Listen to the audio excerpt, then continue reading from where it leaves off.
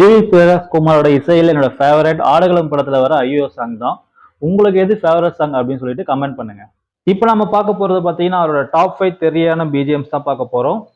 அவர் மெலோடியில king அப்படின்றது நம்ம எல்லாருக்குமே தெரியும். நம்மளோட அடுத்த வீடியோவில் அவரோட டாப் 5 மெலோடி பிஜிஎம்ஸ் பார்க்கலாம். And you will call me Captain Miller.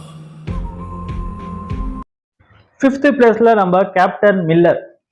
GV Prakash Kumar தனுஷன் சேர்ந்தாலே அந்த படத்தோட மியூசிக் சொல்ல வேணா, சும்மா பட்டைய கலப்போம். அந்த வகையில இது 5வது இடத்தை பிடிக்குது.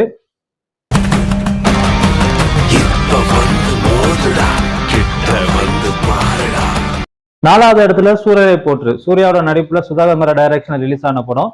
இந்த படத்துக்காக ஜிவி பிரகாஷ்குமார் அவ்வளவுக்கு நேஷனல் அவார்டு கிடைச்சது.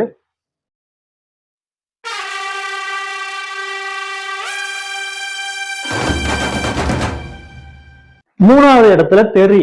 இந்த படம் வந்தப்போ தொட்டா தெரிக்கணும் போது சும்மா தியேட்டரே செம்மையா தெரிச்சுது.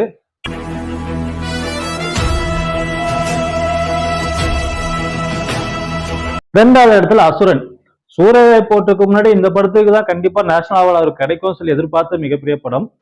அதுவும் இந்த படம் இன்டர்வல் பிளாக்ல தனுஷ் சார் வந்துட்டு அந்த ஈட்டி கம்பை எடுத்துன்னு வரும்போது வா அசுரம் அவான்னு சொல்லி ஒரு மியூசிக் ஒன்று போட்டு பாருங்க, சும்மா தியேட்டரே கோஸ் பம்பரா இருந்துச்சு.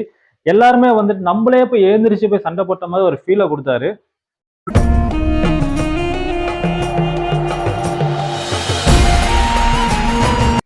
முதல் இடத்துல 1000ல் ஒருவன். If you are bad I am your dad. So அந்த மாதிரி ஒரு தரமான படம் தாங்க 1000ல் ஒருவன். முதலா ஜிவி பிரகாஷ்குமார் அவர்களுக்கு நேஷனல் அவார்டு கிடைக்க வேண்டியது இந்த படத்துக்கு தான். யாரை கேட்டாலும் அதை அக்செப்ட் பண்ணிப்பாங்க. இந்த படத்துல எப்படி சேர சோழ பாண்டில வரலாறு காமிச்சு எத்தனை ஆண்டு காலம் ஆனாலும் அவங்களோட வீரம் நின்று பேசுமோ, அந்த மாதிரி இந்த படத்தோட ஜிவி பிரகாஷ்குமாரோட இசை எத்தனை ஆண்டு காலம் ஆனாலும் நின்று பேசும்.